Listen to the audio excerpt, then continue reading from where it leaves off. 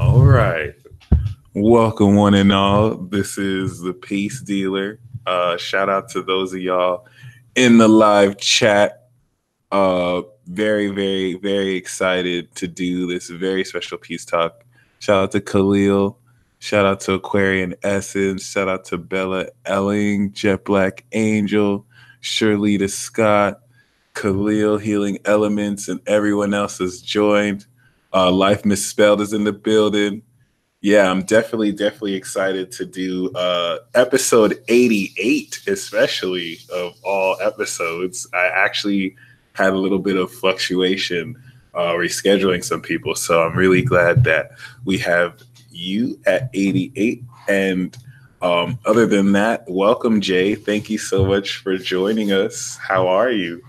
I'm good. I'm so excited to be here. I was just saying, I just posted on Instagram as well. I feel like I'm in another dimension right now. So this is going to be very interesting.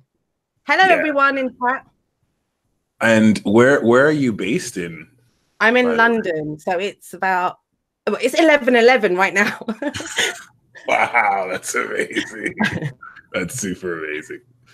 So yeah, anyone want to make a wish? Now's your chance. This is really awesome. And where in London actually? Is it I'm more personally asking out of curiosity, like is London more broken into provinces? That was such a dumb question, but like provinces. No, we have boroughs, but I'm in West London. West London. All right, cool. And how do you like it there? I was born and brought up here. I'm a London girl through and through. I lived in like central London for about 5 years. That was interesting. I mean, I love it. I'm a city person. A lot of people find that strange because a lot of empaths don't like to be in cities. And I have the opposite problem. When I go to like the countryside, the silence is deafening. It's so overwhelming to be in that. So I kind of like the buzz. I'm used to it, the white noise of people's energies. I love it. That's why I love being in Vegas. It's just like so many people coming through. I feel the same way. Like I'll find peace in a more rural area, but I'm just so comfortable in a city. Yeah, right. Is there an echo that you happen to hear? Oh, okay, I don't hear it anymore. That's great. But yeah, it's very comfortable. Of course, I do still feel the whole empath. I do still feel like energy vibes when I am around a lot of people, but I'm glad you mentioned kind of being in a different dimension, because I'm starting to have a different relationship with that whole dynamic, to where it's not really much of an issue. Not to say it ever was, but yeah. But it's great to know you're in London. That's very dope. The only time I've personally been there was to connect flights, so I really want to like visit it proper. You were at Heathrow, right? Yeah, Heathrow Airport. Yeah. Whenever I'd go to Nigeria, that'll be like the connecting flight. Yeah, so, yeah. Definitely. I've been talking about dimensions a lot though, so it's interesting that you said that. It's just been a big thing, like not just being in different dimensions or straddling different dimensions. I think the whole kind of conversation about dimensions so many people have been talking about dimensions as well. And what does it mean? You know, because I did a live on Instagram yesterday, and I was saying that there's so much coming through right now, like information wise, and I believe it's from other dimensions. Like we're connecting all the dimensions, we have access to them. And one of the things that I said was, because I believe that I'm everything, I'm everyone, I'm every version of me. I do believe in the multiverse, like, you know, there's every version of me. And so I said to someone, and it's okay to swear on your channel, right?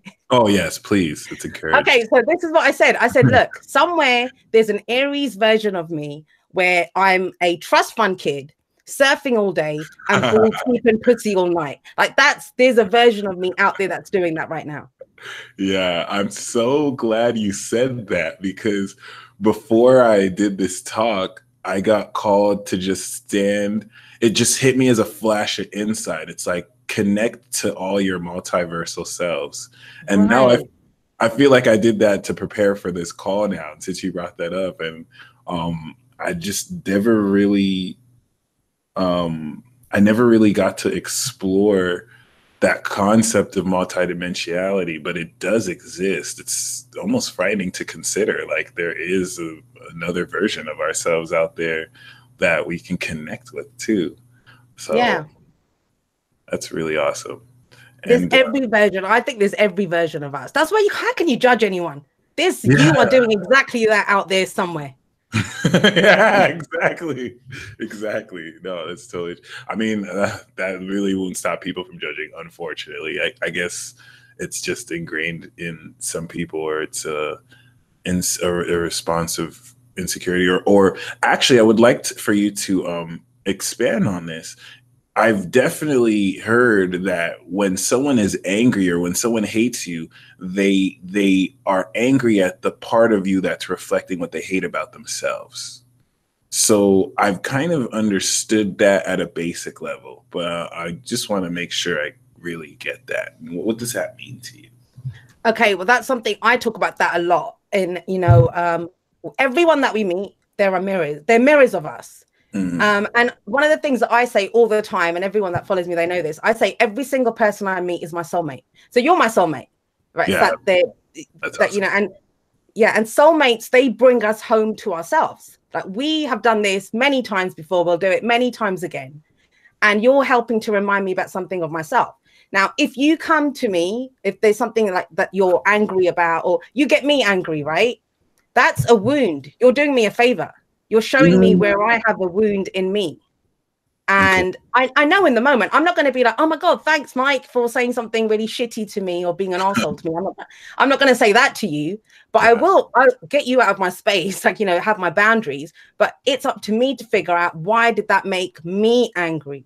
Yeah. Why did that make me angry? I think every emotion serves us. Every emotion serves us. No matter what emotion it is, it serves you. It's showing you something about yourself. It's never about the other person. Even love. I don't think, when we say we love someone, no, we love who we are with that person, and we love how they make us feel about ourselves when we're with them.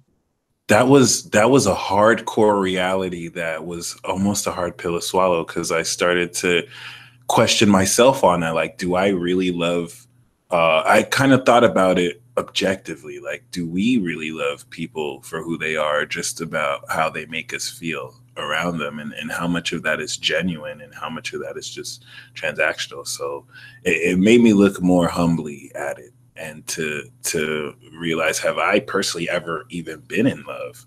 Which I'm actually glad to say not entirely. Like, I've been in love with like food that's come delivered, like that was real. But it definitely helps me explore that more. But I totally agree. That was very well said. It's so interesting to see where our generations are taking things, because I feel like we've just got to a point where we've finally integrated the past generations, good and bad, and now we're ready to take it forward to a general direction. And yeah, really excited about that. We'll see where that goes. Are you excited for the new moon that's coming too? Oh my God, I just had the Leo lunar eclipse at 0 degrees. I'm at 0 degrees Aquarius. That's what I was going to ask. So your sun is 0 degrees. Okay. Yeah, 0 degrees. My sun is 0 degrees Aquarius. And so that lunar eclipse that happened was right up, like obviously the sun was on, it was my solar return the day it happened. I don't know. I wouldn't say I'm excited, because I'm so much in the moment at the moment. Mm-hmm. Like, I'm not even that far ahead yet to be thinking about what's going on. And it's something that I've been talking about. I feel like there's so much information coming in now, like downloads and just the dimensional stuff that's coming in.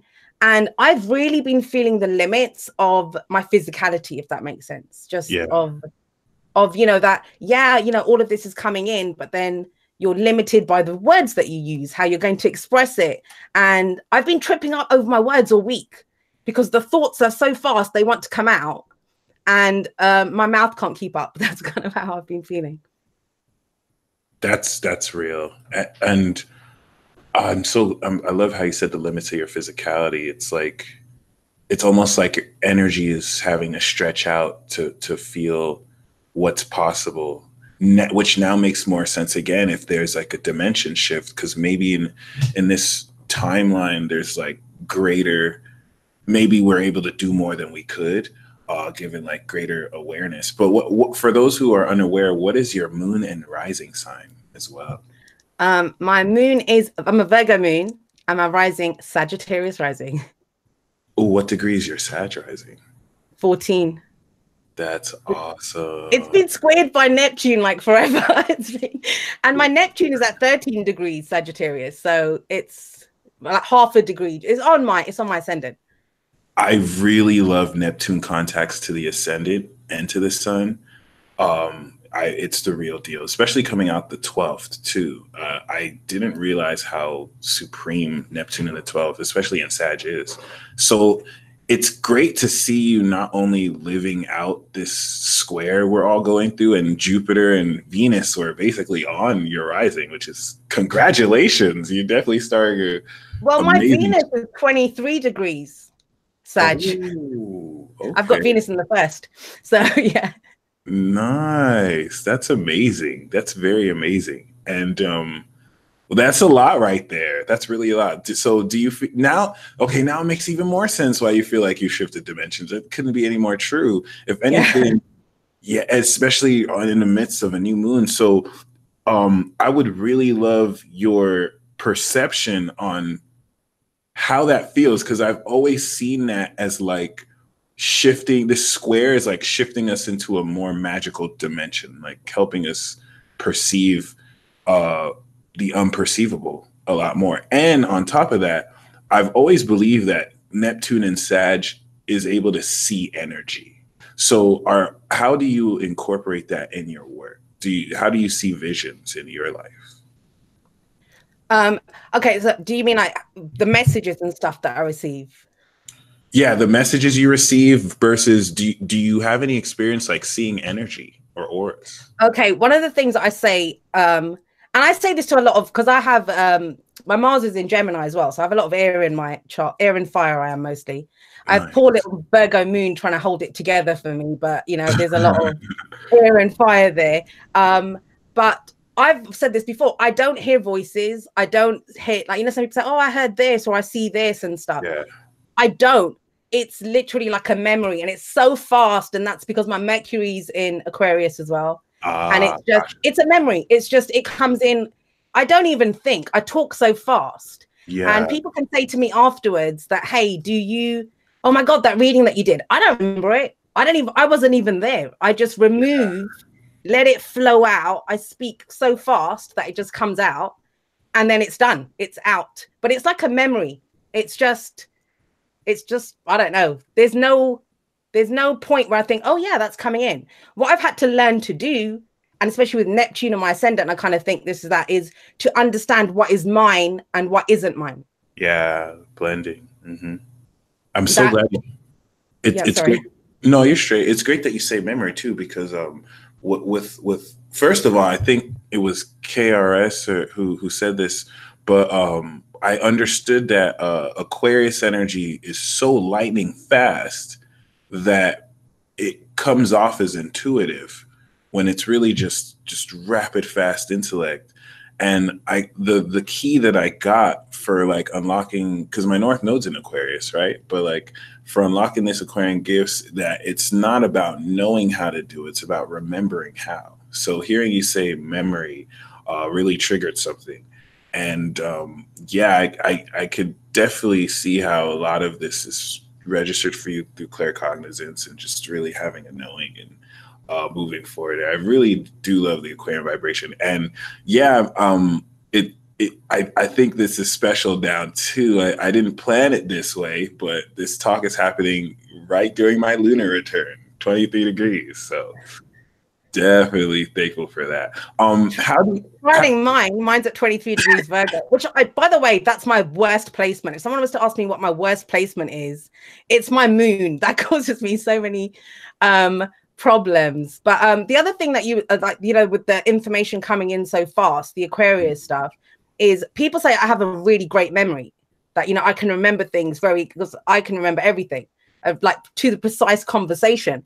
But I don't have a great memory. I think what Aquarius does is it's like a Google search. We Google search the universe. When you ask us anything, people think, oh my God, you know everything, but it isn't. We just kind of, it comes in by osmosis.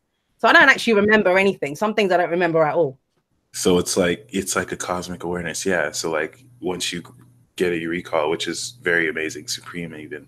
I'm glad you said that about Virgo moon too, because I know as a Gemini, my Cap moon and I like war sometimes. Do you feel like you have a similar relationship with your Aquarius sun and energy? Oh, absolutely. Absolutely. I see all of my placements as a team. They're all people. And Virgo is my Virgo moon is just kind of the prissy one that's always like, no, we need to do this, or why do we not know that? Where's the information for it? And of course, like, who gives a shit? My Sagittarius rising, my Venus in Sagittarius, I think, is the most hard done by because it squares. Yeah. They're both at 23 degrees, so they're square. Oh. And I think my Venus wants to go out and have fun and do all the Sag stuff and be chilled out. But it's like Virgo moon, no. You know, where's the hand sanitizer? We're not going near that. Like, you know, that's kind of the conversation that goes on in me. Wow, that's amazing. So that's in your 10th house. Yep. And based on the No, my moon's in my 9th because it's all. Oh, the interception, right? Yeah, if you equal house, yeah, it'd be in 10th, but.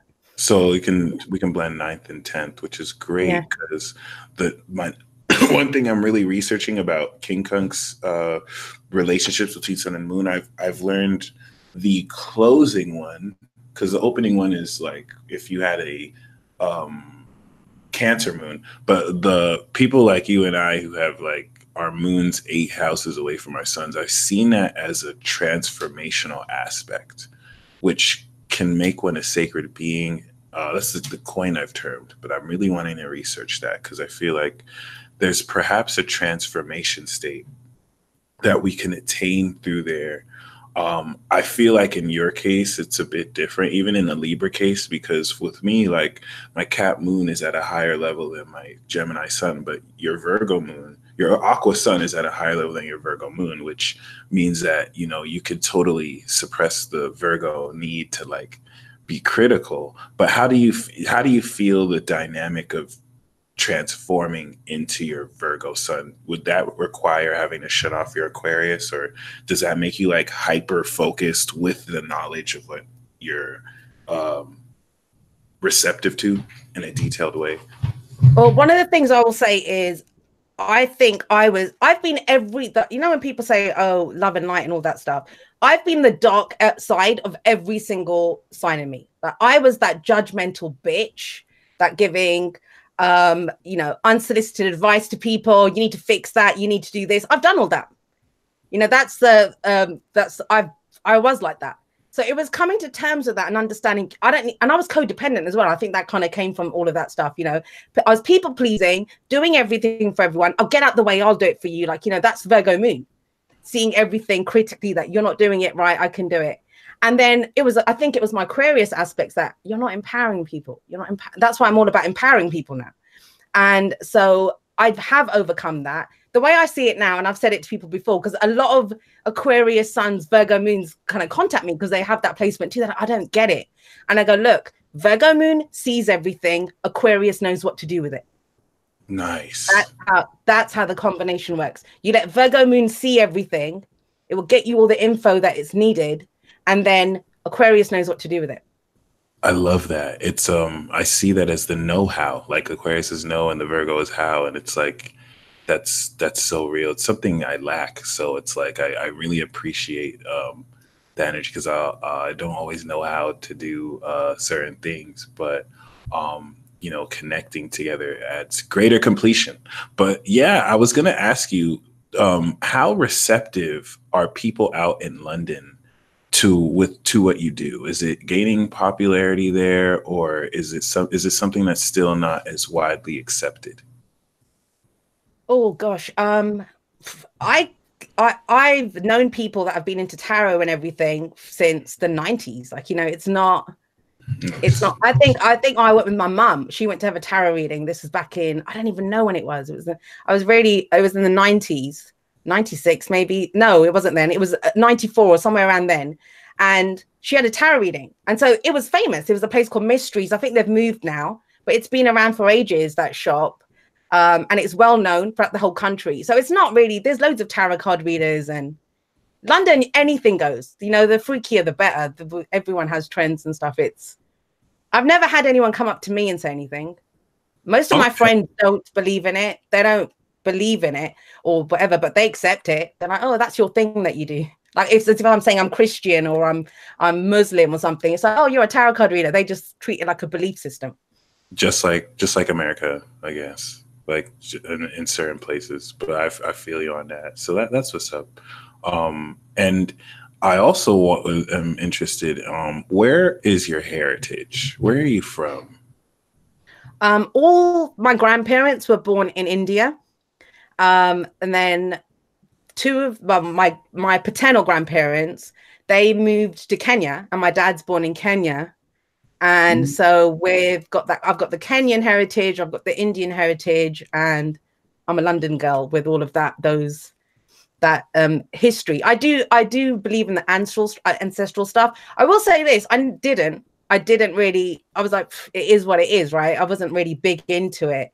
And growing up, yeah, because my dad's family, and you know, they're very religious and very strict religious. And so I always associated being Indian with no's. No, you can't do this. No, we don't do that. No, and I thought, you know what? It's more fun to be British than it is to be Indian because of that. But then as I got older, and now, you know, it's a part of me. It's a part of me, but it just makes me who I am. It's just one of those things.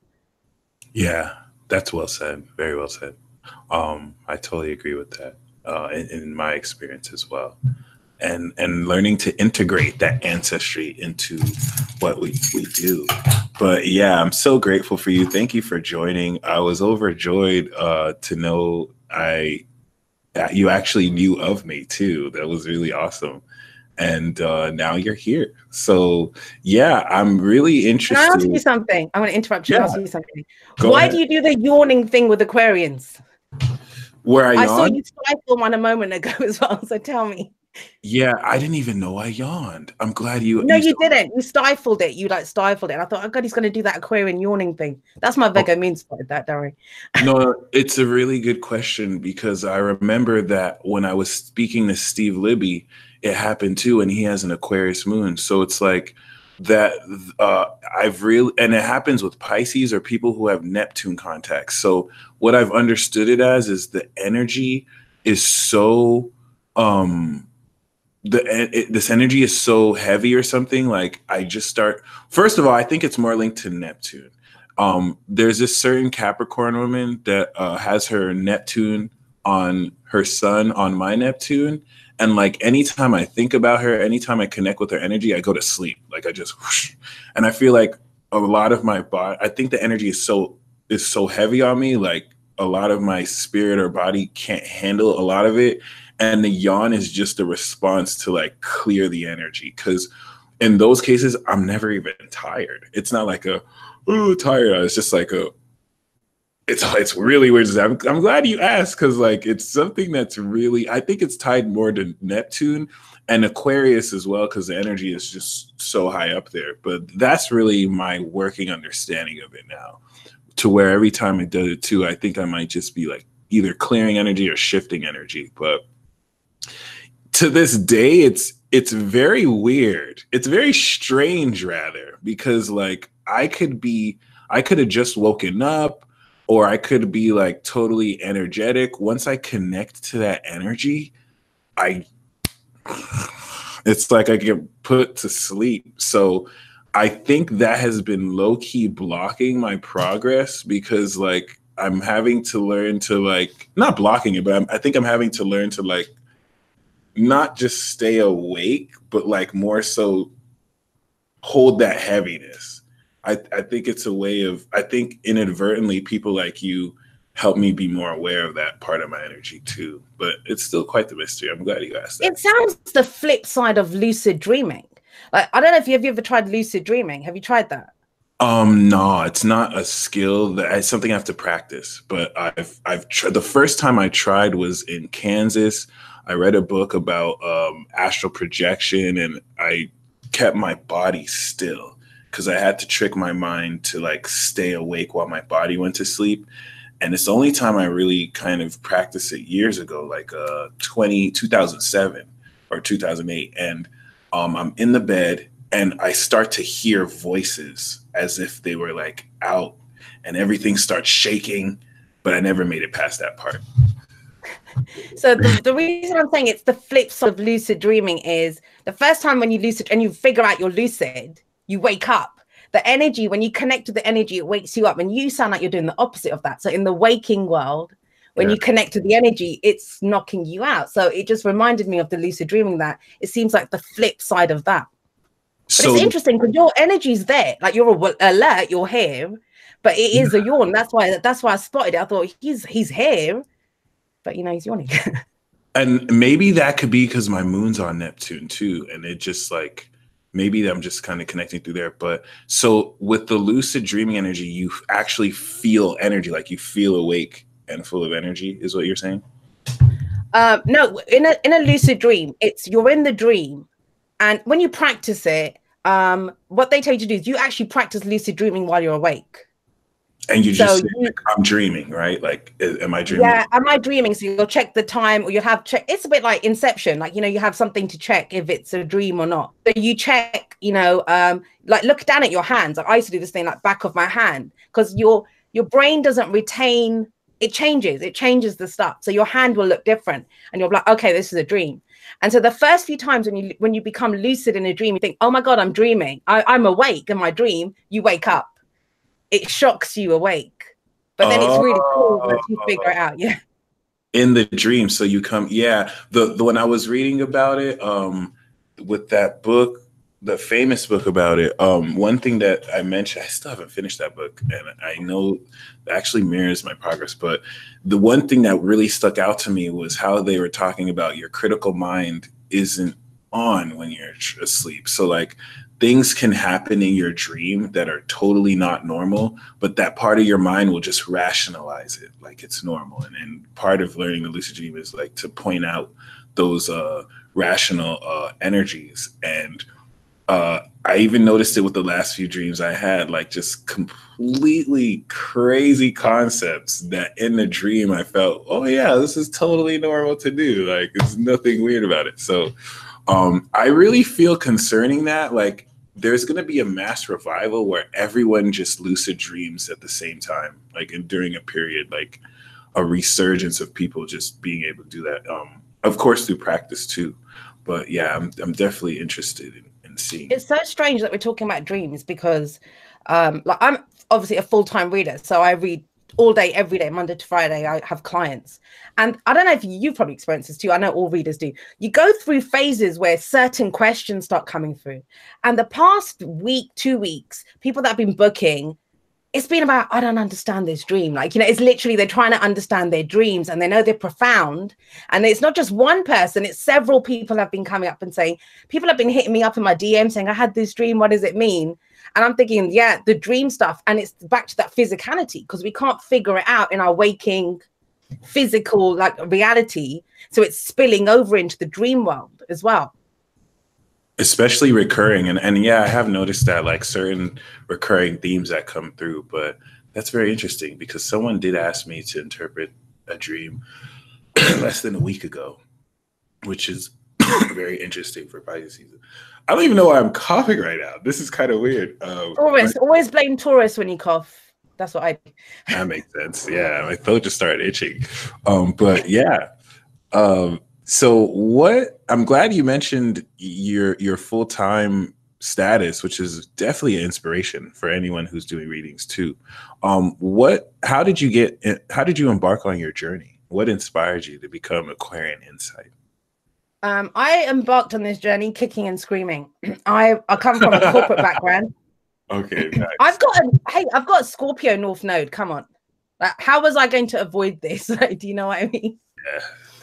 So my South Node is in Taurus, and I lived the whole Taurus life. I had my cute little outfits. I worked my corporate life. I was in the city, like, you know, doing all my corporate jobs and things. Yeah. And I got interested in astrology. Actually, I was 12 years old and I read Linda Goodman, and and it just like, oh my God, that's that person and that's that person. Like, it was very interesting. I was always interested in people. And actually the kind of childhood that I had, just the family stuff and all the rest of it, I got very good at noticing what people were doing, like, you know, to be prepared, what people doing and all of that kind of stuff. And I got into that. And then I was on and off. And then at 40, I just got interested in religion and runes and tarot and palmistry and numerology and all that stuff. And that's when we're talking from about 12 to 14, I was interested in all that kind of stuff. And then at 14, I was interested in religion as well, but more from I'm not even going to lie, I was interested in religion. So I just wanted to know why people believed what they believed. And it was more to do with my strict family upbringing. I was like, what other religions are there out there? And so at 14, I did a Brahma Kumaris. It was like a meditation 14-day course thing. It was some woman who lived like near our house, and she did it in her house after. And after that, I came out and told everyone I'm an atheist. Oh, nice. Atheist. Yeah, I'm an atheist. One of my heroes till today is Christopher Hitchens. Like, you know, that's the background that I come from. But I was always called back to this stuff. You know, I'd always have one eye on the astrology, but then like, no, I'm rational, I'm scientific, you know, I'm an atheist, I don't believe. And a lot of that, I think, was rebelling against the religious nature of my family. Yeah. And then I think I was about 18 or something. And I was part of, I used to get their newsletter, the British Society of Psychical Research, which they researched this weird phenomena, because I was into like ghosts, UFO, you name it. I was into everything. But from let's see what this is about. Why do people believe this stuff? I've always believed that. How can you say you don't believe something if you don't know what you don't believe? Yeah. Does that make sense? That makes perfect sense. It's very Sagittarian too. Yeah. So I wanted to know everything. And they were doing some study, like, you know, when they would test run stuff. And I thought, oh, let me get a tarot deck and see what the hell this is about. And I was going to do my own little study on it. And yeah. Gotcha. Practicing. Yeah. As I practicing on my housemates that I was living with, and it was just I couldn't explain it. Yeah. I've been back on and off. I did part-time, I did corporate stuff, and I got very ill. I had lots of stuff happened in my life, but I always came back to it. I didn't have a choice. It was just, like I said, you cannot avoid it when you have a Scorpio North Node. No. And it squares your sun too. So and if anything, it's close enough to your 12. So that's a very, very incredible destiny, a very, very rare destiny. But yeah. Well, I had Uranus. I think Uranus is at 60. I always forget Uranus in Scorpio, but so that squares my sun too. So, you know, I'm going to. Uranus and Scorpio is one of I want to do a whole documentary on that soul group generation. And when I do, I'll totally call you up so we can get you. Oh, I love it. Thank you.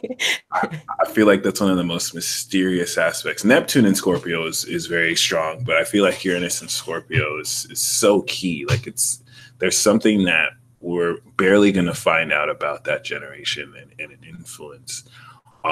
But yeah, other than that, you know, what do you feel about, how do you feel about mediumship and any experiences regarding, how would you describe your relationship with the afterlife and how spirits work? Because, you know, given such a field like this, it opens room for people to, you know, deceive others and act like, or for familiar spirits to deceive people, right? So do you have any experience with that? Okay, something that I didn't even know where it comes from. I'm not an astrologer. I know when I talk about degrees and stuff, and I have a lot of respect for what people like you do, because astrology takes a lot of studying. You can do it for a lifetime and still there's more stuff to learn. That's how deep astrology is. So it's one of my first loves, and I've always said I know enough astrology to get myself into trouble. That's that's how I am. But one of the things that I do feel, and I think it's Neptune in Pisces that has done this, You know, when we used to go old school, like you just like old movies and stuff they show where you'd go to someone and they'd channel the spirits or the energies for you. Yeah. We don't need to do that anymore because of Neptune and Pisces. We can all do it for ourselves. That's so true. That's so true. Yeah. That's an amazing concept. And if anything, I think based on that, that's why there's a lot more people having breakdowns, because, you know, so many people who never believed in it, now they're doing it. And it's like, is there something wrong with me? Do I need medical attention? And it's like, you know, opening up people to develop greater self-care and their own intuition and ability, which really makes me excited about this younger generation, because I feel like the pitfalls or the blockages and challenges we had in embracing spirituality, they were not going to really have like us. And you know, it'd be really amazing to see them lead, anyone born after 95, just lead this renaissance of a more open connection and whatnot, which has its own fair share of problems too. But I'm grateful that we get to be the way showers and the path wayers for that, Jen. So that's totally awesome as well. Well, that's something that I'm very kind of big on. I'll talk about that in just a moment. But my nephew, he's 5 years old. He is freaky. He's Neptune in Pisces. He's got Pisces moon. Yeah, and he's a Virgo sun. His sun is on my moon, and he's an Aquarius rising. And that kid is, I call him a prophet sometimes. Like, you know, the stuff that boy knows, and he's 5. And that's a lot. And I think, like, I'm 43. So I look back and I think, okay, you know, I see the younger generations. I have a lot of people that I know in their 20s, like that. They might call me, they say, I don't believe in mentors either, but they might say I mentor them. But I see it, so they know so much more than we do. But I think every generation has its place. It's like an army, right? And everyone has to man their own stations. Mm-hmm. And everyone has their own gifts. Everyone has their own weapons. Everyone has their own tools and stuff in that army. I do a lot of warrior army references because my Mars is on my ascendant. So that's right. Your Mars is in Sagittarius too? No, my Mars is at 14 degrees Gemini, right opposite my rising. So it's decent. Okay, yeah, your Mars is in Gemini. But yeah, I totally agree. A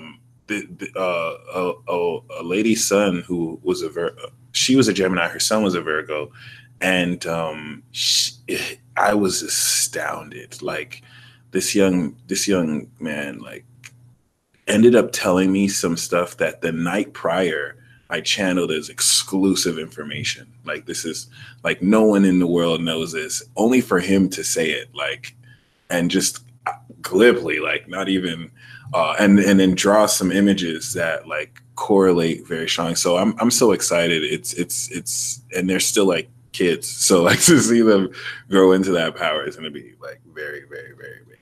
But other than that, you know, what do you feel moving forward? I think there's so many trends. I really want to stick with this timeline shift. I think it's still so fresh that we may not realize we're on the brink of a wild adventure. So any insights to take from that moving forward? It is a wild adventure. I mean, have you seen that meme going around on Instagram where everyone's like, you know, we survived January, what a year. Like, you know, because it felt like a whole year in January, felt like a whole year in and of itself.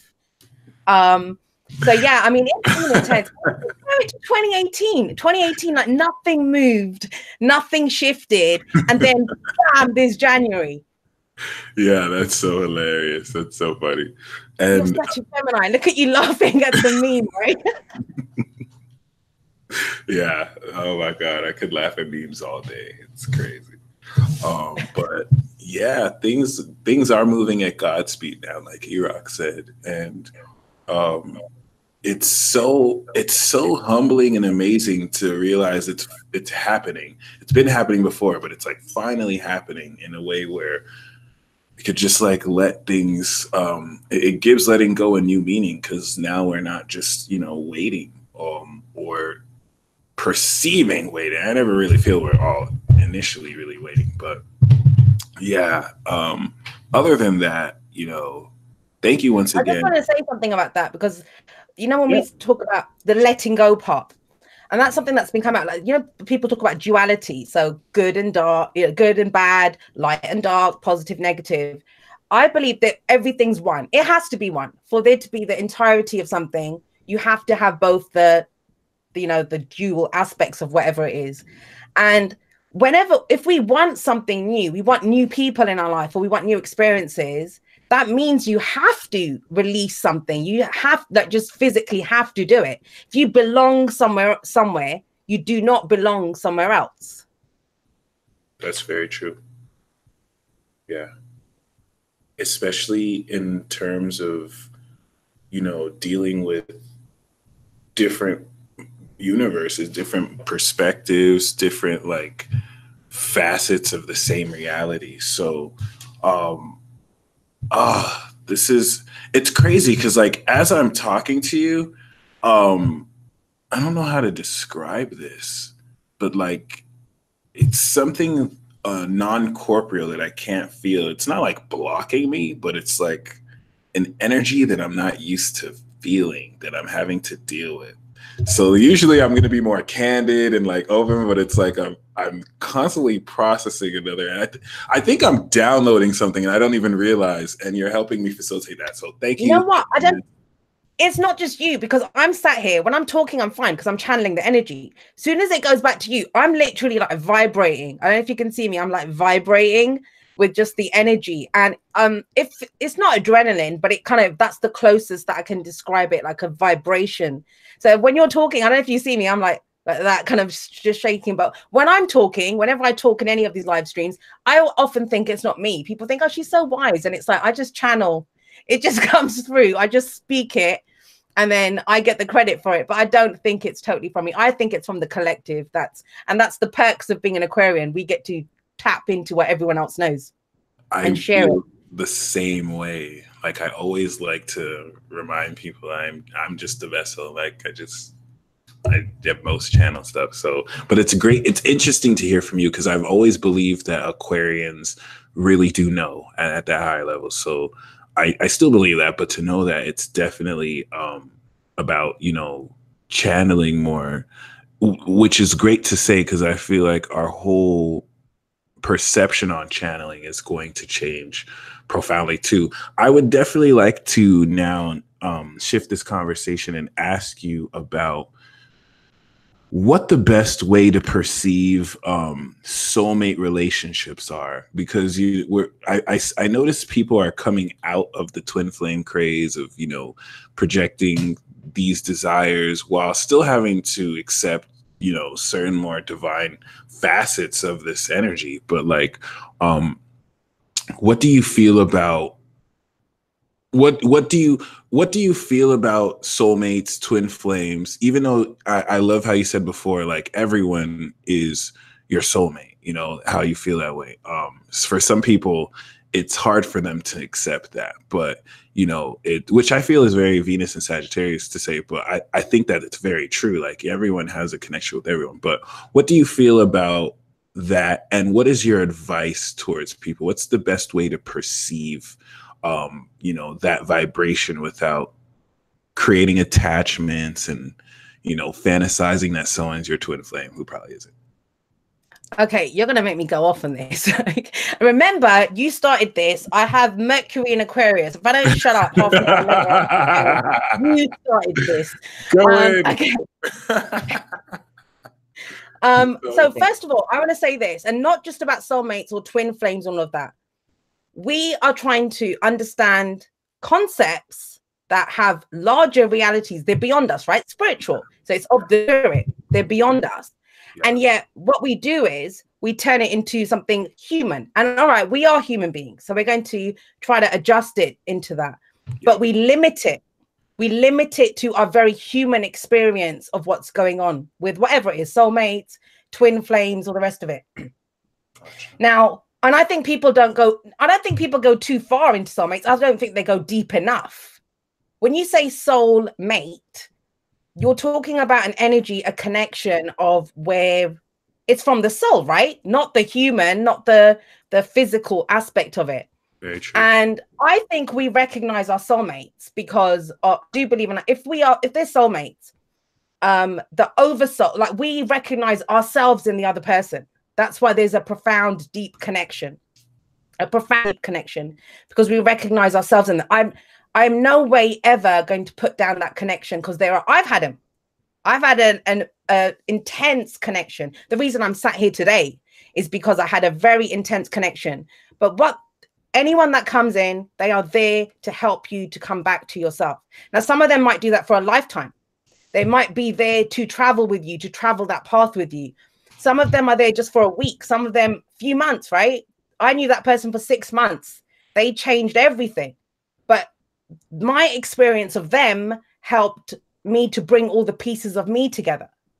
But that was me that did that. He didn't do that. I did that. But I experienced him in such a way. And so I will say this, not even just about soulmates, whatever you want, if you want it, that's the only energy that you're emitting is want. I don't think there's anything wrong with wanting. You can want, and I've done talks about this extensively. I have free rambles on my website that I'm always rambling about.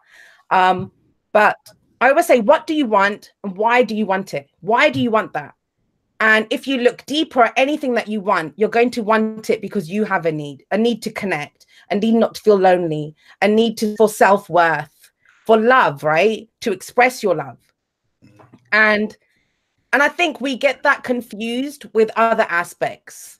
Yeah. And I want to say this, a few years ago, I was known as that never dated anyone. I have Saturn in the 8th. So, I don't really like, I have strong boundaries and all of that kind of stuff, at 29 degrees Cancer. So you can imagine what it takes for someone to get past me with Saturn in the 8th at 29 degrees retrograde, nonetheless. That's incredible. Yeah. And so I kind of think there's nothing wrong with wanting people. That's what I think, and I think what we do is we don't understand why we want them. But then we throw around terms like soulmate, twin flame, and that's become a hierarchy. So, oh my God, it's a karmic. Oh my God, no, it's a soulmate. Oh my God, no, it's a twin flame. Like, it's become hierarchical, as if the bigger the name, the label that we put on it, it makes the relationship more intense. It doesn't. You can experience a life partner and have it, and that's fine. That's fine. I mean, I did a podcast ramble, and I called it "What the fuck do I mean?" That was the name of it. And we complicate it.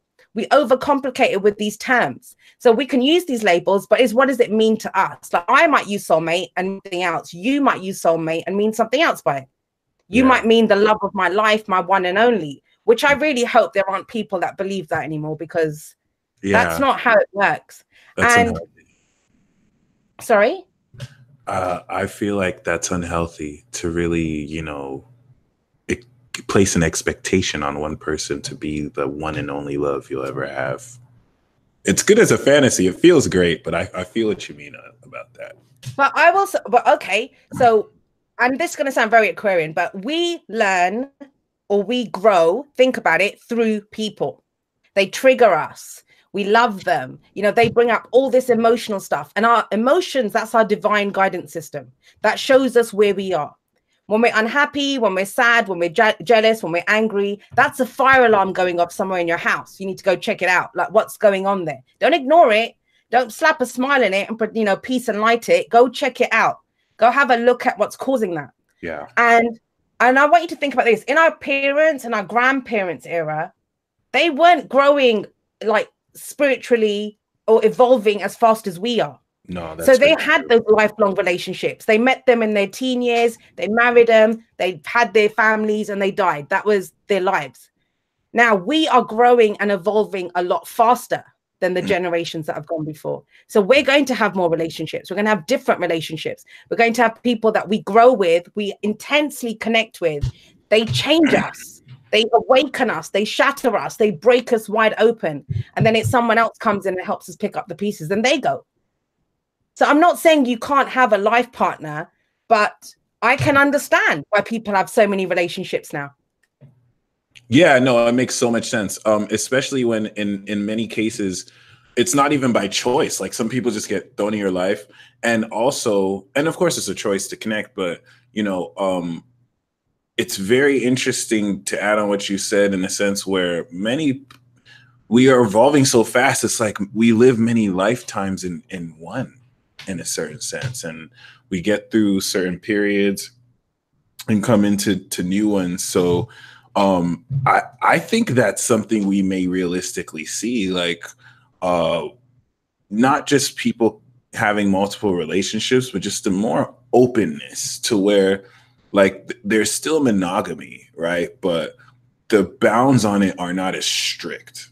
Like what people call cheating or what people call I always like to say it's not really cheating because we're not playing games with each other, right? It's all about, you know, being honest and whatnot. But, you know, I could totally see the younger generation having a more liberal or cavalier attitude, while still maintaining like the wisdom of what we're coming out of too. But yeah, very interesting. And like you, oh, go ahead. I was just going to say that I started saying it before, then I got kind of distracted by Saturn, and he does that.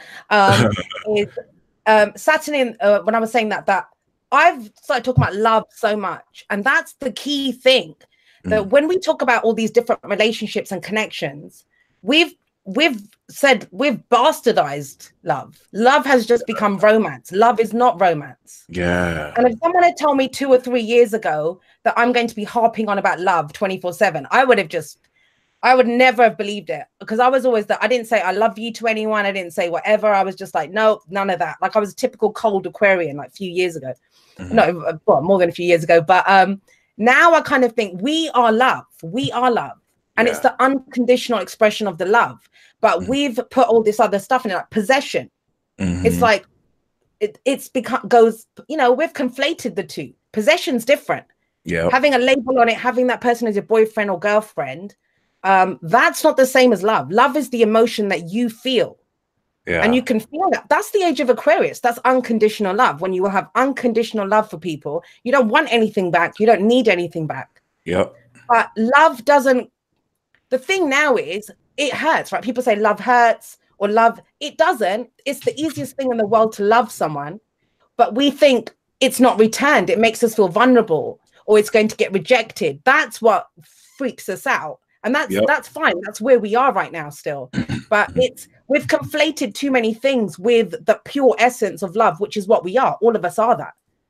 So wonderfully said. And it's really helped me understand Venus and Taurus and Libra, to where, you know, relationships, because I didn't get it at first, but relationships and marriage are not about love as much as it's about contractual agreements. Like, you know, where I'm doing this, in that case, it makes sense to me now why arranged marriages work better than, you know, marriages that are trying to be based off of like emotion, to where, you know, you're doing a contract with somebody to build a family, and you can incorporate love in that, but it's not entirely what it's about, versus, you know, love not being solely about possession. And I think it's so glad to see us break out of that in a more authentic way, which is very interesting. And it definitely gives me more wisdom to look at this in a more realistic way. So yeah, really, really, really thankful for your wisdom on that. I really look forward to inviting you back on the channel just to go more topical on important convos. Now let's play the questions game. So we'll take. Oh my gosh! You know what? I thought about this for about 5 minutes at the beginning of the week, because I thought, oh, I should have some questions ready for him, and I haven't got any. But I will try to come up with something. You want me to go first, don't you? Yeah, and it can be about anything too.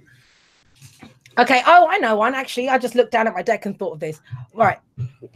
Up to 3, not more than 3. What are your favorite and least favorite tarot cards? Okay, I'll start with my least favorite. So, and this is where whenever they come up, I'm like, sometimes I pull so many cards. This isn't my least favorite, but whenever I see the 4 of Swords, to me, that's like the universe being like, chill, like stop being too obsessive over this. But I don't usually like, of course, when the 8 of Swords or the 9 of Swords shows up. Eight of Swords, I don't even mind as much because there's a caveat out there. I don't really enjoy seeing the Nine of Swords. I don't mind the Ten of Swords either. To me, that's like an ending. But there's, are there any majors? The Hangman I didn't used to like, but I don't really mind that. The Five of Wands, the Nine of Swords, and the Five of Cups. Although I don't mind the Five of Cups now because I see it as more like having to confront what you're disappointing about. But the Five of Swords, Five of Wands, Nine of Swords. The reason why I respect those cards, the reason why I don't like those cards is they usually come up when I'm trying to like pull and see what I want to see. And so that's just like a reality check. Like, nope. Like, But my favorite cards as of late, the Ace of Swords has really been standing out to me. I love the Ace of Swords. I love the Magician. I love the World card. Judgment is one of my favorites. And yeah, the Hierophant, High Priestess are cool, but I want to say the Magician. I love the Hermit too, because that's my birth card. So I really started to tap into that. And as a result, the Moon. The Sun is cool, but I'm going to say the World, the Sun, and the Magician. I really, really enjoy those cards. And the Fool is always awesome too. Oh, and Temperance as well has been calling out to me. So I'm definitely learning to see the cards as conscious. Every time I do that, I forget to do that. So when I do that, it just adds so much magic for me. Great question. Great question. My question for you is, if you were in a position where you're under spiritual attack and there's just a lot of stress that's hitting you, and let's say you're able to find out that there is like some intentional focus that's negative towards you or just interference, what would you do to combat that? And what advice do you have for people who deal with spiritual attack? Excuse me. I have dealt with it, especially since I started my YouTube channel. It doesn't happen that often. It happened live once. And my two sisters are here actually that were there that day. They're both Scorpio moons, my sisters that are in the chat. Oh, interesting. And it was Libra season. And I started off, did my intro. It was fine. I was getting hit. I was feeling death energy. Wow. And then I messaged my sister and I said, oh my God, there's like death. She goes, yeah, there were people talking about that in the chat. And then I did Libra's reading because I always start off with the birthday sign and then do the rest. So I did Libra. And it was so hard. I was like trying to focus on the cards, but I could feel the energy coming at me. And anyway, on that occasion, it was easy. Once Scorpio reading started, I said, hey guys, I've got 2 Scorpio moons in the chat. It stopped like that. As soon as I figured out there were 2 Scorpio moons that were in the chat, it stopped. But personally, for me, it's happened in dreams. And I would say you don't have to fight it. Oh, ooh, nice. Yeah, you don't have to fight it. And that's the thing. A lot of times I will say, and it's going to sound a bit freaky if you don't understand this, and I kind of, this could be a whole chat in and of itself, but yeah, there are people out there that come to test you to see what you have. They don't know what you have. So when you fight them, they figure out what your power is, and they can actually come back stronger than that. Mm-hmm. And yet it's very, if you do just a boundary, and I had a woman actually do this. It was a feminine energy. I could tell what it was. It was a dream. It felt like a dream, but I knew this is not a dream because I'm very aware of my dream work. And it was anyway, and I got physically attacked. Like she kind of grabbed me up around my chest and stuff, like in the thing. I didn't fight it. I just stopped and I said, this is not real. They can't actually touch you. They can't actually do you. But if they will try to engage you in fights sometimes to see what you have, They don't know what you have. No, I want to even speak on this because that has been the main message that's been coming to me. Like, don't reveal all your hand, and don't like any attack you get. Every time I hear spirit say, they're just trying to trigger you. Don't do anything. They're just trying to trigger you. They want to see, you know what I'm saying? Like how you're going to react. So they'll know your weaknesses. So I'm so glad to hear you say that in that fashion. And something triggered in me when you said you don't have to fight, because that's very true, especially when you remember you're protected too. So, you know, you'll never be around something that's too overwhelming. And it almost gives you greater strength when you realize you don't have to fight it, even though you think you do. So that's amazing. And yeah. All right. Yeah, we're in round 2. Oh my God, no. You have anything else to say about the psychic attack? Come on. Yeah. If you need some more time, I definitely would like to. You could interrupt me at any time when you're ready. Oh no, yeah, please go. I'll think of something.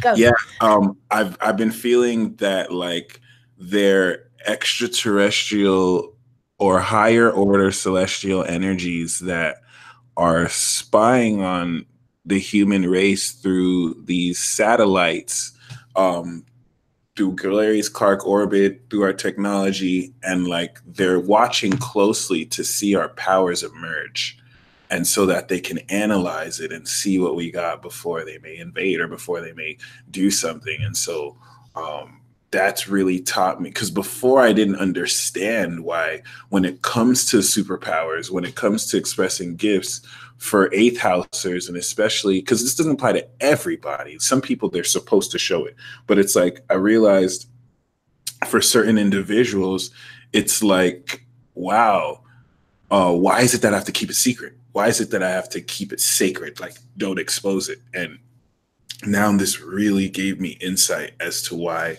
you know, you don't know who's who. You know, someone who you might think is open to seeing your gifts might just wanted to analyze you, like you said, like see what you got, so that when you're at your vulnerable moment, they know all your bag of tricks, or they know what you're capable of. And that has made me appreciate more so than ever my Gemini trickster nature, because especially with Pisces energy too, you just always keep people guessing. I've never been serious. I don't think anyone has ever seen me serious, like truly serious at something, which gives me an advantage. Like if I ever decide to go, you know, no one will really know what to expect. So yeah. And the other thing I'll just add to that, I have a question, by the way. But yeah, the other thing I'll add to that is the stronger you get, the you will get attacked more. The stronger the attack will be. But it just works. Like it will never be that strong that it will take you out, because it's like you're a magnet. You're calling it in because you are stronger. So it will never be stronger than you are. It just can't take you down. Once you get rid of that fear, it's horrible when there's other people's energy in your space. But if you remember that 8 times out of 10, they don't even know they're doing it. They are being used by, like, you know, whatever it is. They're part of this bigger scheme anyway. They don't even know. And even if they were stronger, they wouldn't operate like that. So that's very reassuring to know. And it's true, like once you get into the spiritual work, you do get attacked at first. And I think it does go down. So very grateful. You sounded hopeful. It's like, I hope. It goes down. Right. Get used to it. It becomes like gnat bites. It's like, oh, go away. Just like, you know, just it's like swatting away flies or something. Yeah. Okay. So my question for you is, what are your impressions or ideas, or how would you define the age of Aquarius? Oh, such a great question. So I really feel like, because some people believe that it hasn't started yet, and some people believe it started, and they're both right. It's like, it's not just like, bam, this is the day, right?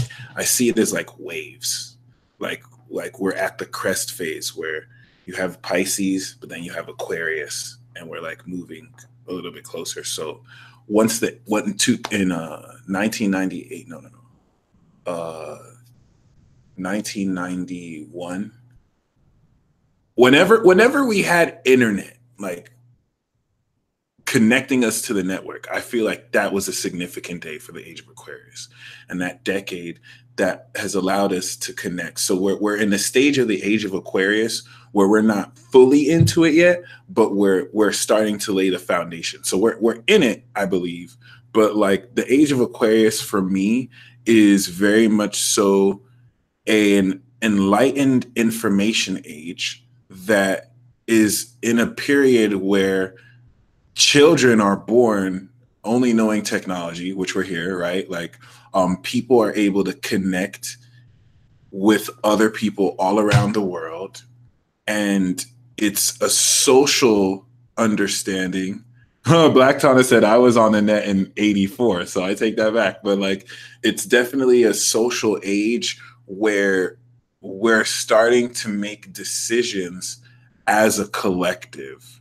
And the symptoms of this is having to address conflict between the world. I feel like the official signal for this is Pluto and Aquarius, like 2024 and beyond, where we'll start to see a semblance of a world government forming, because all the conflicts that have happened and the UN meetings that have had to get us to this place are now in a position to very profoundly and powerfully see us through. And on top of that, we're seeing higher vibrational concepts. Basically, the way an Aquarius usually thinks, we'll see this reflected in the whole generation, and we'll be speaking on these themes.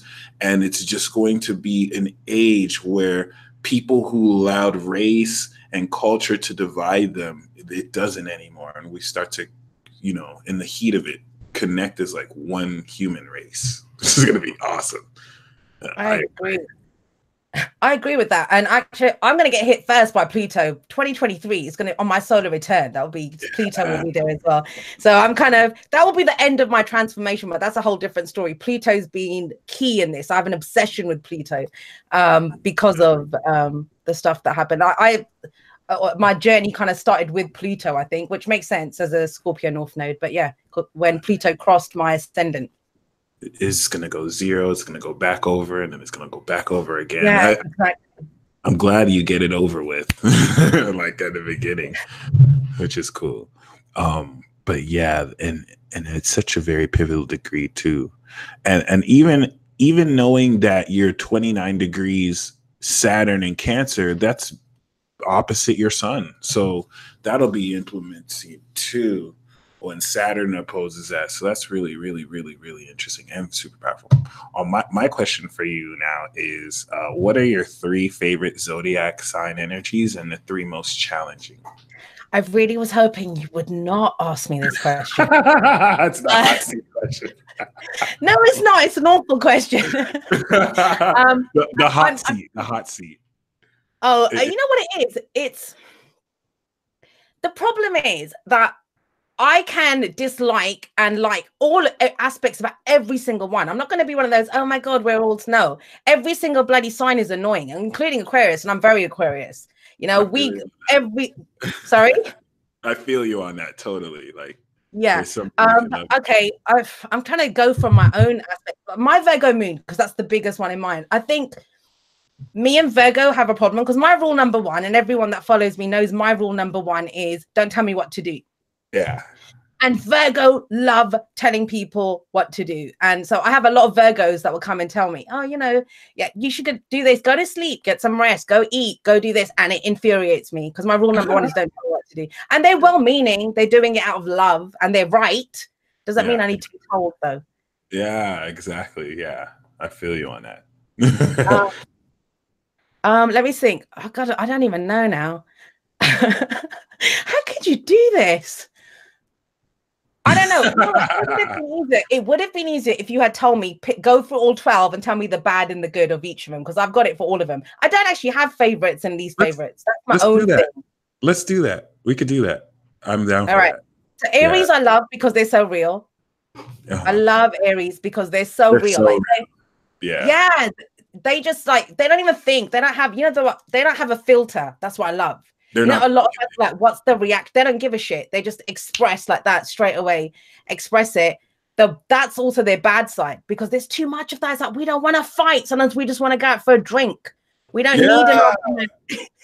For real. It's like you never know if you're gonna get embarrassed because they're picking a fight with somebody. And it's like, damn, I feel you on that. So that's the thing with Aries. I think it's too much of a. It can be too much sometimes. They're all right in small doses. That every now and then it's funny, especially if they. I had someone criticized me on one of my Aries videos. All the Aries had my back, and it was like, wow, all those Aries have your back. They're like, who the hell's that? And they get all vicious and stuff. So Aries can be good like that, but yeah, too much of it is a bit stemming. Where are we? Taurus. Taurus they can. If you've got a good Taurus at your back, you can do anything. It's like they will just hold you up. They're so solid and they will get it done.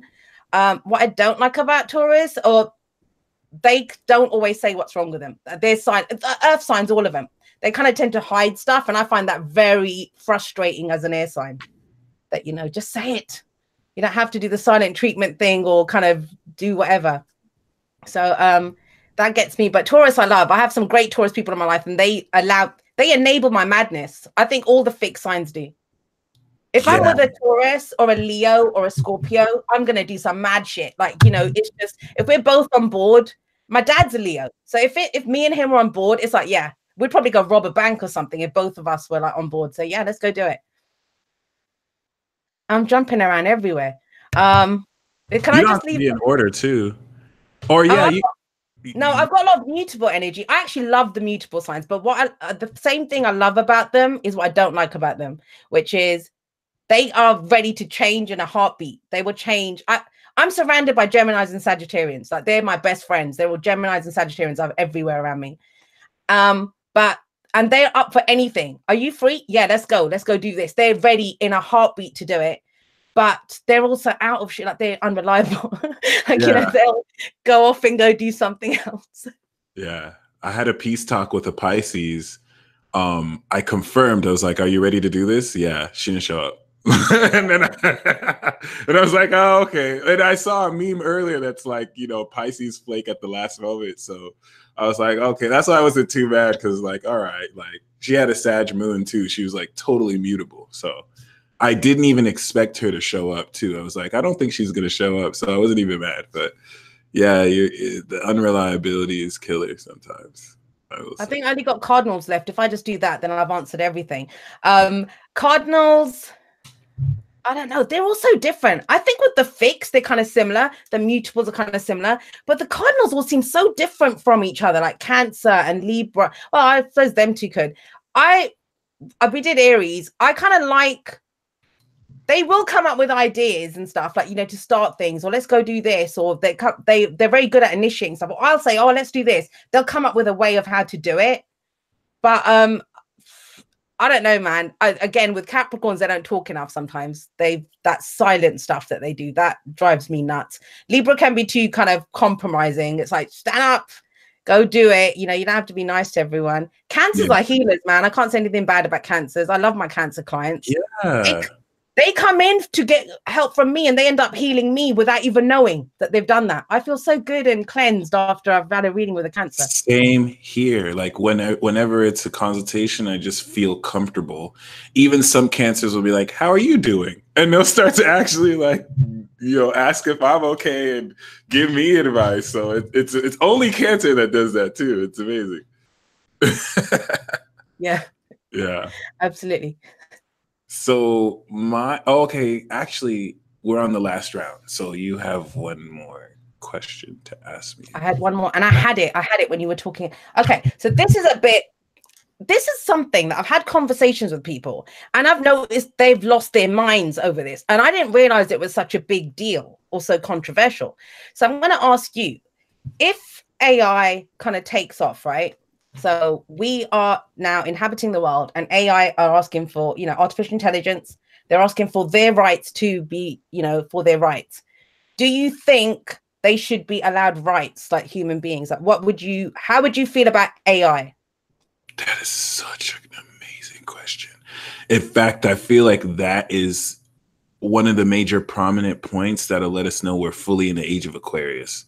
Because that is something that I've been trying to not admit and kind of suppress and forget about. But AI will eventually like take over and kind of take over in a sense where the basic jobs that were not needed because AI has it on lock.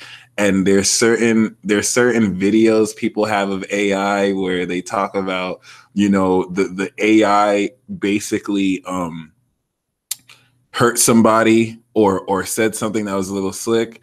And, you know, it really, when you said that, I simultaneously thought about, Spells Inc. said we have to give AI emotions to avoid them killing us, but emotions can make it worse, in my opinion. But yeah, like, I immediately thought about animals. Like, it's like, does that apply to giving animals rights? Like, do they, the way like some people call their pets their children, you know what I mean? Like, that's why I love how Family Guy touches on this issue. Like, they'll always show the dog Brian. The Brian gets along with the baby, who, you know, in real life people wouldn't know what a dog or a baby are saying, but they get each other. And then like they'll diss Brian so hard, Brian will be like, hey, what about me? And then they'll be like, you're a dog. Like, you're not human, right? So it's like, I wonder if that applies to AI too. And I think that'll split humanity. At first, I don't think they'll give AI human rights, because they're not humans, they're machines. It's just, I can totally see human beings down the line giving AI rights. And I feel like once they do that, it'll be horrible. I think at some level, and this is the Moon and Cap me talking, like, just very objective, like, I really don't think they should have rights at all, because they were created, even though we were created, right? But the thing that makes me take this more seriously is that even before this age of AI, I have witnessed technology be interfered and influenced by non-seen spiritual energy. So just like a spirit can possess a human vessel, a spirit can possess AI technology. And, you know, a lack of spiritual understanding can make AI very dangerous, because now we'll be dealing, especially if there's still skepticism around such an abstract concept. I think the fears around AI are definitely not as bad as we think, and it's going to supplement amazing advancements. But there are definitely some, you know, there are definitely some potential pitfalls. You know, I really, for some reason, do believe there will be some AI that will have human rights. And especially if there's a way for them to transfer human consciousness to it. I totally see that, maybe by the 2030s or 40s. And especially if they come to a place where they start to fight for they start to fight for AI rights. Like, hey, we deserve this. What are we gonna do? Just shut them down? Right?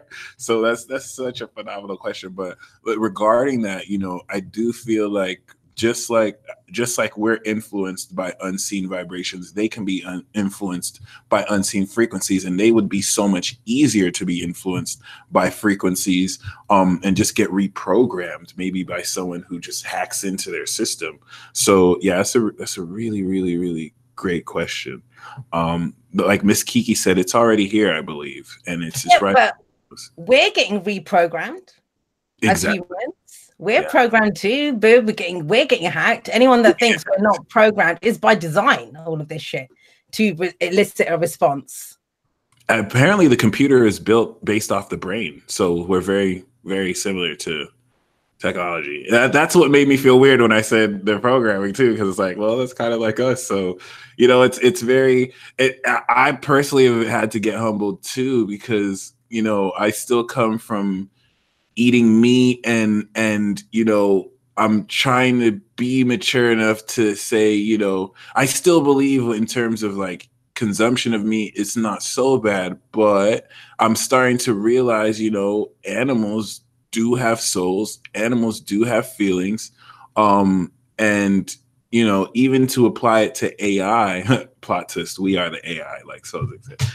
Even in terms of the AI, you know, that could totally be a symbolism of how, if we're simulations, then they're simulations of the simulation.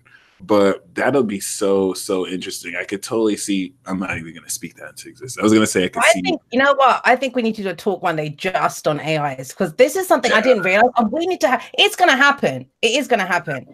And I think if people think they're just going to introduce an AI and say, "Oh my God, this is artificial intelligence," it's not going to happen like that. They're going to start changing us. Your arm got chopped off. Oh, have this robotic arm. Oh, you need this. Let's enhance that. It's already happening. You know, we're getting enhanced. And so it's easy to say when it's an other, or that's a robot. What about when it's your brother or your sister? You're so right. Like they become half AI or whatnot, or yeah. And in fact, there was this artist who was tripping out because his food got delivered in the door by a robot that just basically came through. He opened it, took it, and then it just went into the elevator. It didn't even have to press the button.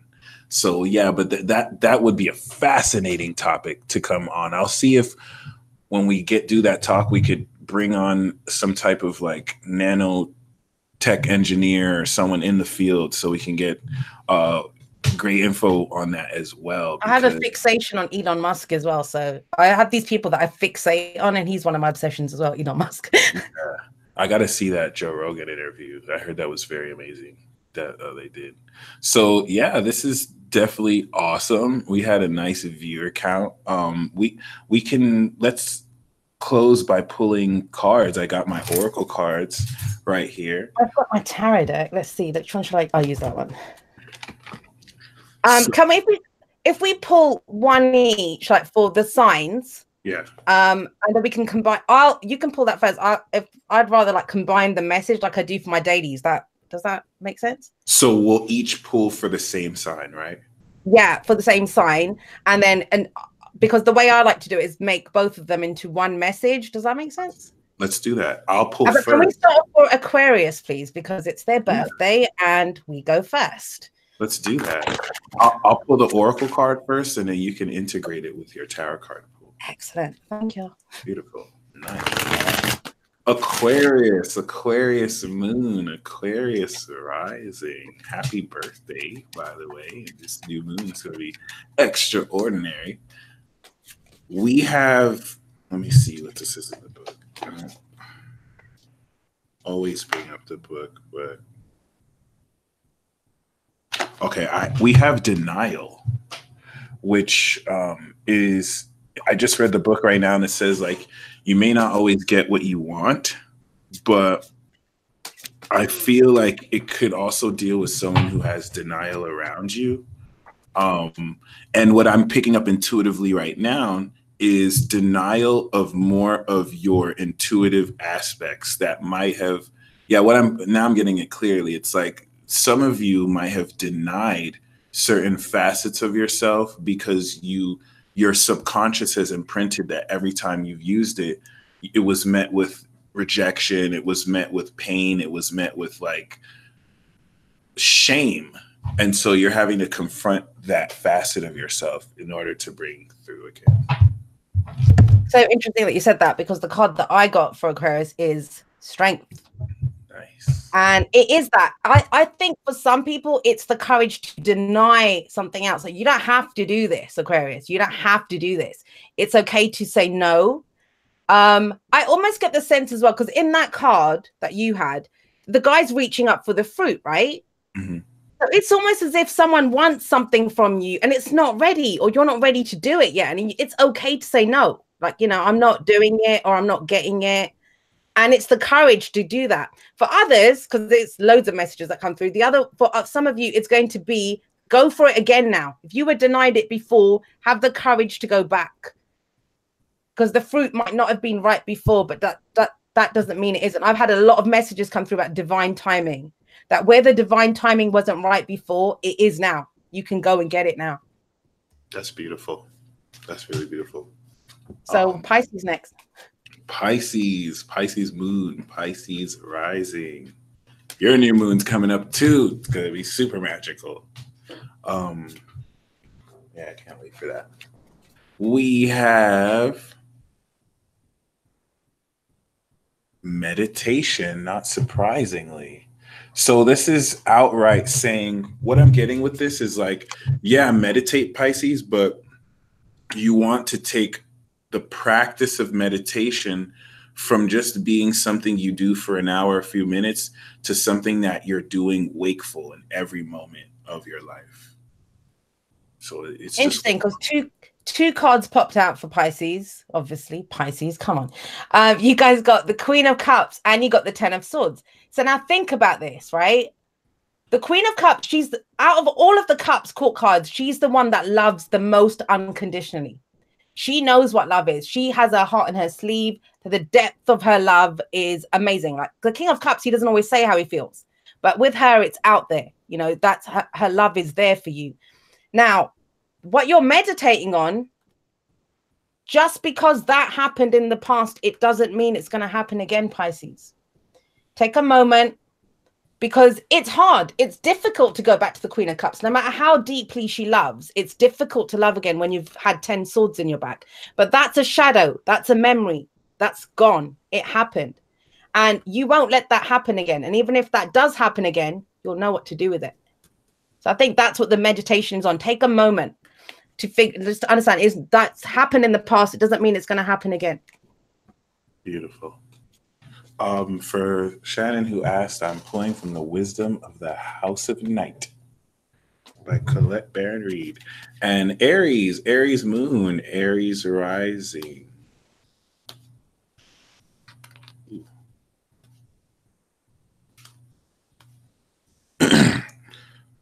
We have choices. The choice, I feel, to fully be you uncompromisingly, or compromise now and forever, which it's like you could either be yourself, which feels free, but you know it's going to rub people off the wrong way and it's going to get you into trouble. It will 100% get you into trouble, versus compromising but just not feeling fulfilled. And yeah, you do get that balance, but it's almost as if like you're hurting or you're trapping yourself just to please others. But it's okay, not. So that, sorry. Yeah. No, you're straight. Just get one of Aries. Interesting, Aries. So what do they get? Choices. Aries got the King of Cups. Everyone's wondering, this is the Tarot Illuminati. It's an amazing deck. Beautiful. But the King of Cups. Now, this is the choice whether to say it or not. And how you're going to say it. Because have a look at this King of Cups. He doesn't even touch his cup. They don't know, Aries. They don't know you're considering it. They don't know that you feel anything about it. They don't know. So if you're going to say it, go and say it. But they don't have a clue. That's what I'm getting from that. Beautiful. Taurus moon, Taurus rising.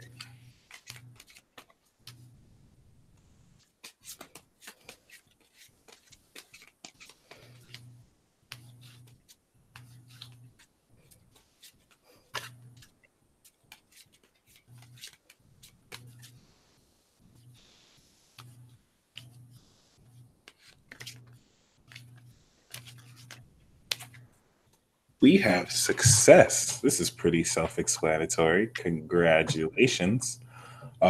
Yeah, this is off of work you've done, and this is going to mark greater understanding in, I feel like, an official declaration. So congratulations. Taurus, Ace of Cups. Hell yeah. You got success and you got the Ace of Cups. Now, anyone that's watched me for a while, you know what I say about the Ace of Cups. The Ace of Cups is what is in your cup. Any of the aces, they begin with us. So, you know, the Ace of Cups, how I feel, Ace of Swords, what I think, Ace of Wands, what inspires me, or what do I want to create, or the Ace of Pentacles, what's the seed that I'm sowing. Now, with the Ace of Cups, yes, you've got the success. How does it make you feel, though? Please stop and celebrate that, because that's how your new cycle begins, from the energy of that success. Wow, that's amazing to get the Ace of Cups. How do you want it to feel, you said? Yeah, because the Ace of Cups, think about it. What's the next step after the Ace of Cups? The Two of Cups. So whatever is in your cup is going to get matched in the Two of Cups. So too many people go out there with an empty cup. Now, you can have a success, but if you don't celebrate it, if your cup's not overflowing, you don't have anything to share. So if you have a success, you get your vibration high, fill your cup, and that's how your new cycle begins. Your new cycle of happiness, you know, of this new you're going to feel a different way, but make use of it, because the success is not just whatever you had success in. It's how you take it out there now to begin this new emotional cycle. That's going to take you to the Nine of Cups, Ten of Cups. Nice. Does that make sense? No, definitely. I'm very much an energy reader. Like, I don't do the whole, I do for personals when it's a specific situation. But when we're reading for the collective like this, then we tap into the energies, because they can use that. Everyone can use it how they want to use it. Yeah, that's another important thing to mention. Like these, we're pulling for the signs, but they do apply for everybody because we all have 12 houses. So congratulations, Taurus. That's amazing. Gemini, Gemini moon, Gemini rising.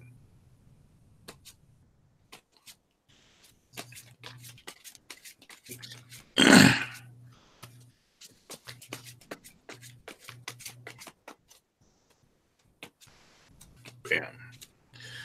Just like Aries, we have choices. And if I pull a clarifier, there's success, but I feel like yeah, for Gemini, you're similar to Aries, where you have important choices to make concerning.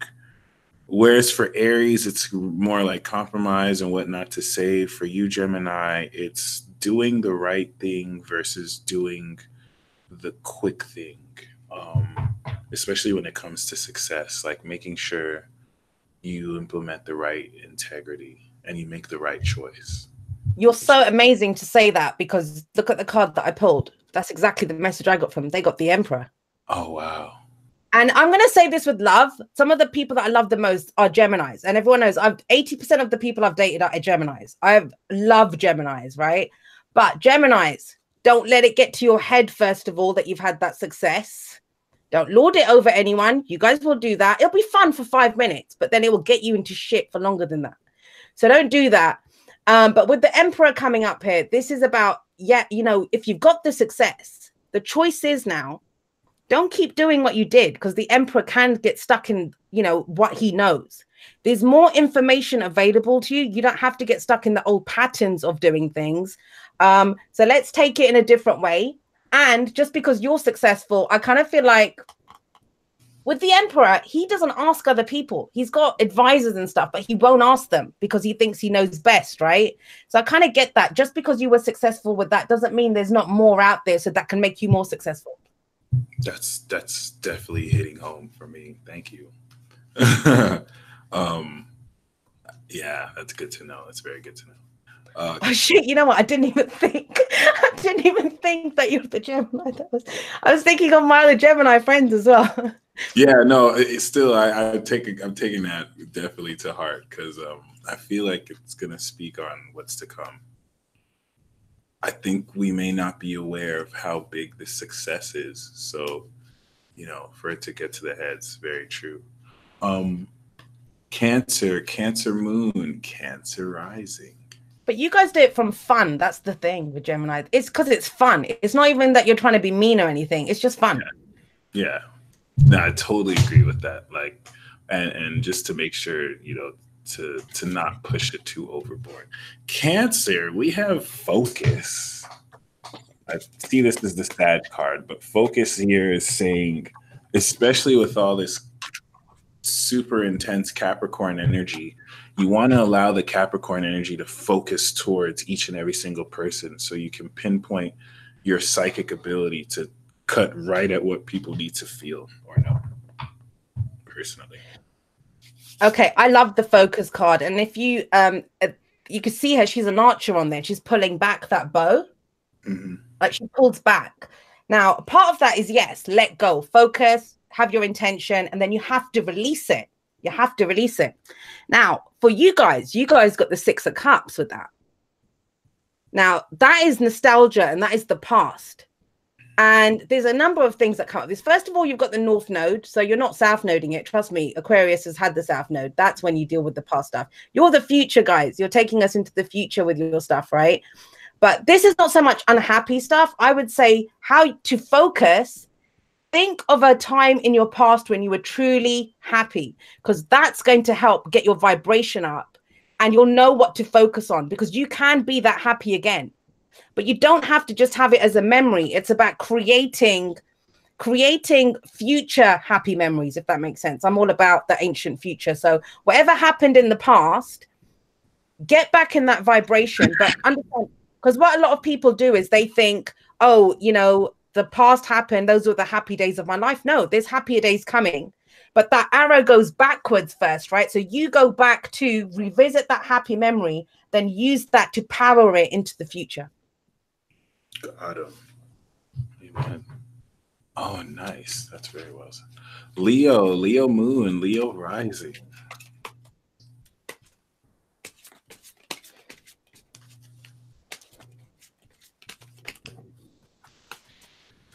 Not surprisingly, we have the warrior.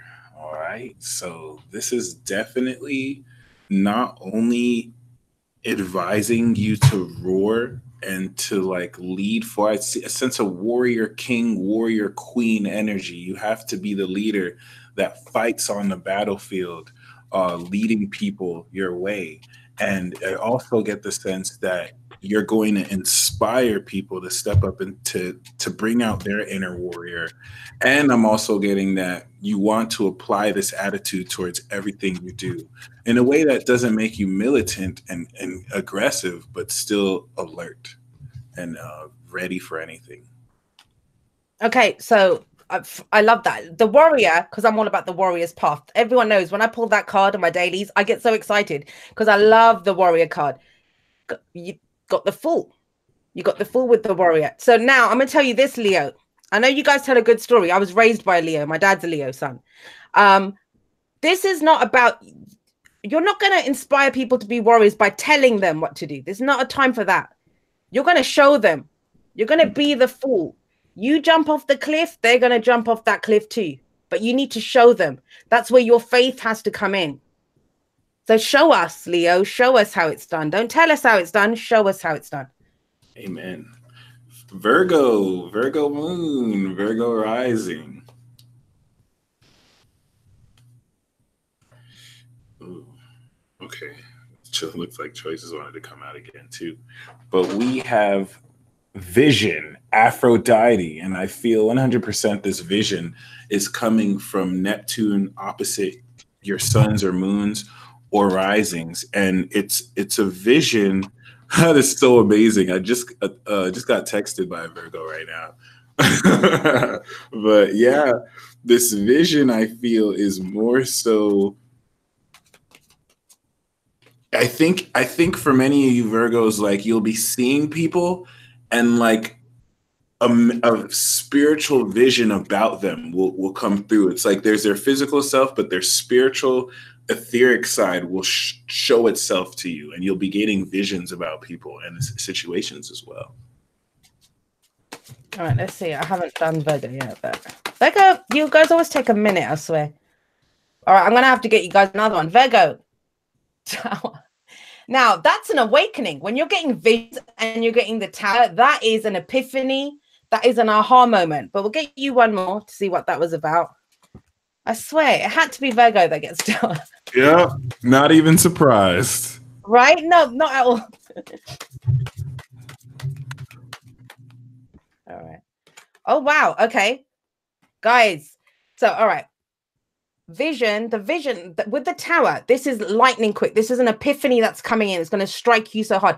What it's about, you've got the Queen of Pentacles coming up. Now, this is going to be about what you see value in, because the key thing about the Queen of Pentacles that I've been seeing lately is she knows to get the most out of someone or something. Like she nurtures, yes, but not willy-nilly. If she sees value in it, she will nurture it. So think about those relationships, those situations that you're putting energy and effort into. Do you see value in them? Keep going if you do.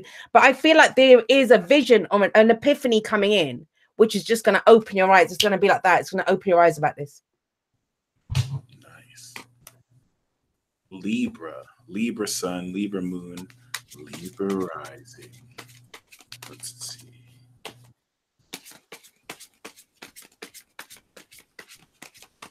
Bam. Not even surprised. We have deceit. Ethernosis, please hold your laughter. She has a special nickname for Libras, but I feel like this deceit is coming from, I heard my left ear just like pain when I said that. Almost like a retort. But I feel like the deceit is like the fourth house Capricorn which is clearly saying, like, especially because of the shine you have, Libra, be aware of people just telling you things just to get your attention. Be aware of, you know, people being deceptive, but really, Libra, you yourself might be a bit deceitful as well. I think it works both ways on a scale, strategically, or maybe because you're going through so much private issues, it's like you don't want to open up about some stuff, but be very mindful of people just telling you things to get your attention. It's so strange. You Libra got 2, but it's so strange that you said that about the balance. They got the 6 of Pentacles. They got the 6 of Pentacles. Now, Libra, again, I'm going to say this, and you know what? There's a strange thing. Libra and Aries get very similar cards sometimes. I mean, I know Taurus got this. They got the Ace of Cups, Taurus, right? But this is about, with the 6 of Pentacles coming up here, and they got deceit, right? Yeah. Libra, someone thinks you're being deceptive. That's why they're being deceptive to you. And I've had a lot of Libras that talk to me, and they said, like, Pluto in the 4th, that's like living with a serial killer. That's what it's felt like. Now, I know that feels horrible when you've got a killer walking around your house, but it's actually made you guys braver in the outside world. Like, you know, you're taking on things and trying things that you wouldn't have done before. But whatever this deceit is that's coming in, with the 6 of Pentacles there, it's almost they're doing it because they think it's coming from you. So I think Ace of Cups, what's in your cup? Express what's in your cup. Show what's in your cup. You don't have to give everything in your cup, but give someone a hint. Say, this is where I am. And it could change. It will change for you. Yep. Much agreed. Nice show of hand. Scorpio. Scorpio moon. Scorpio rising.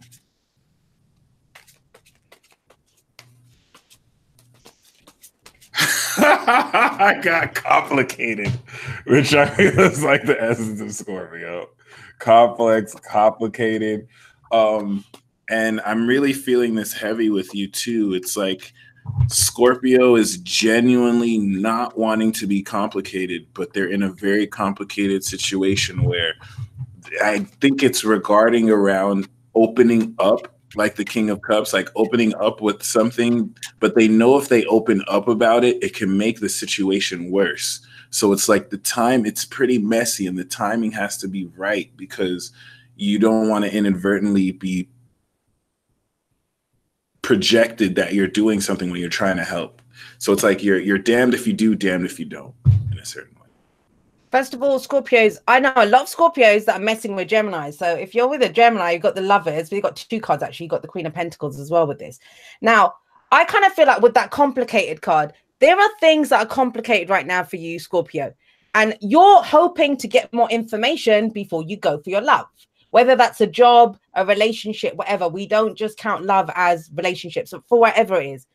They're trying to close the distance to each other. They accept each other for their differences, right? That's what they do.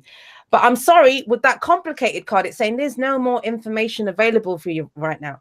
Only patience and time will tell. And yet you're being asked to make the decision the Queen of Pentacles would make, which is, do I invest in this? Do I invest in this relationship? Do I go for this person? Is it worth nurturing and putting time and effort into? I'd say it is. If your heart knows, your heart's decided. But are you going to get your head on board, Scorpio? That's the question. And if any Scorpios want to mess with this Gemini, holla at your boy. I'm trying to get stung right now. I don't mind. I've never dated a Scorpio. Of all the signs, that's one sign I've never, I don't know. It was always kind of a bit dangerous. Now I know. I don't know. Maybe I would. Likewise, I dated one briefly, but I don't really count it because I was basically just like free lunch for her. But regardless, I'm down for I wasn't ready, by the way, so now I'm ready. Sagittarius moon, Sagittarius rising. The card that I have for you, not surprisingly, once again, is risk. Jupiter is in your sign. You're at the stage to where you have to really you're in a position where you're ready to like push the envelope and limits further, but it does come at the risk. I channel it so strongly for you. It's like, if you know what you're doing is right, but some people may not get it and some people may demonize you for it, and you still have to take that risk, especially if it's regarding relationships, especially if it's regarding living your purpose. Take that risk. Like, one more time, like she's not even worried about the edge. Her chest is out and her feet are on her toes. So it's like epitome of Sag. Only Sagittarius would do this. You got your own card. You got Temperance. Now, Temperance is one of those cards, and I think it's one of the most misunderstood cards. This gets treated like a timeout on the naughty step. That's what Temperance gets treated at. It's divine timing. You're not ready for this yet. That's not what it says. You have to think about Temperance is number 14. The card before this in the tarot is the Death card. So you've lost a lot. That's why the risk is there, because you've lost a lot. You've just gone through death energy where things have been removed from your life. Now they're about to come back in. Temperance is saying, take stock of what's there, right? Take a moment, take stock. But this is about making the impossible possible. You see the 2 cups there that this angel always has? I don't know if you can see it. The liquid defies gravity. That's not meant to happen. This is Sagittarius's card, and it's all about what's your experience now, so you can make the impossible possible. And it's not really a risk. If you understand that the only thing standing between you and what you want is you, then it's yours, right? So go for it. There is no risk. That's beautiful. Yeah. The Temperance card too. Wow. And finally, Capricorn moon, and Capricorn rising. We have the same card for Virgo. I feel called to pull one more. So I have Aphrodite. Let me see. If anything, this vision is more for Virgo, the vision is more so like impressions of people. For you, Capricorn, you're going to have prophetic visions of what's to come. So any flash of insights, ideas, Neptune in your 3rd house is showing you what's to come, and embrace it. And yeah, I also have listening for you too. So it's like, definitely be mindful, not just to listen to people, but to listen to what their body is telling you, their actions are telling you. It'll help you see through deceit, and the way you'll be seeing the visions is through listening, oddly enough, to them, which is really interesting. A lot of people don't know this, but Capricorn is actually one of my favorite signs. I love Capricorn. Let's see, what have we got for Capricorn? Why is it the earth signs always take? Oh, okay, so we got 2 came up for you guys. And what was their card? Vision and listening. Vision and listening. Okay. Well, no wonder. Hangman, there's you listening, right? Now, if you listen the way that Mike said, which is not just to what's being said to you, but what the actions, what are they saying with their actions?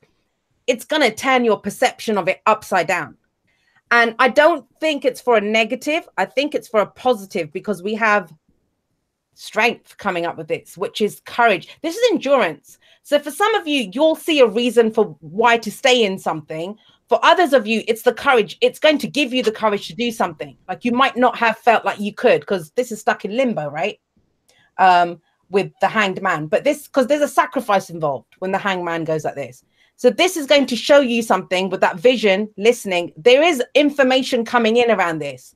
It's going to get you out of limbo. But my lovelies, you're going to need the courage to go for it. The courage, you'll overcome the obstacles, but it still requires courage to do it. Amen. Nice. So yeah, that was really fun. Once again, I feel like once I end this broadcast, whatever energy is building up will just really manifest. So thank you in advance. And I do have your YouTube channel below for anyone who isn't already subscribed to you. Do you have any final words of advice or guidance for people embarking on this spiritual path? And also, how can people get a hold of you if they want readings, and what do you offer? Well, my reading's actually about to change up a lot, actually. But it's at aquarianinsight.com. All my reading information is there. I'm on Instagram as Aquarian Insight, Facebook Aquarian Insight, Twitter Insight Aquarian, I think, on Twitter. Someone nabbed Aquarian Insight on there beforehand. But everything's on my YouTube channel, so you can get hold of me on there. What I will say to you is, wherever you are on your journey, wherever you are, you're exactly where you need to be. Exactly where you need to be. Don't worry about who's in the bloody 5D, 7D, off doing whatever, manifesting whatever they want, all of that shit. A lot of that is just labels. A lot of the people don't even know what they're talking about. I heard someone the other day say something like, oh, in the 5D, you can manifest whatever you want. The point is, when you get to the point where you can manifest whatever you want, you don't want anything. So you're not going to want to manifest it. And you're manifesting everything right now. You're manifesting what you need right now. Forget about what you want. You're manifesting what you need right now.